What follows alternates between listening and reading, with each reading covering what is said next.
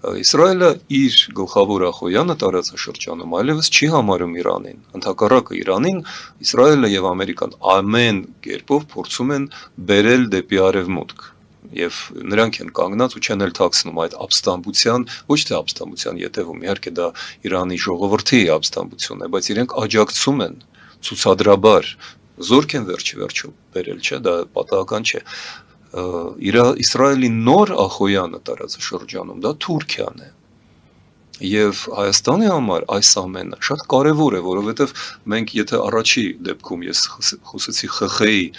խնդրի մասին, մենք հայտնվեցինք Միացյալ Նահանգների եւ Եվրամիության միջև իմաստ բավական վիճակում երկընտրանքի առաջ, որը բոլորովին մեր շահերից չի բխում։ Մենք չպետք է երբևէ ընտրենք այդ երկուսի միջև եւ դա չընտրելու համար պետք էր ընդամենը 10 ամիս առաջ, 7 ամիս առաջ, 8 ամիս առաջ, 6 ամիս առաջ ուղարկել հայտ Եվրամիություն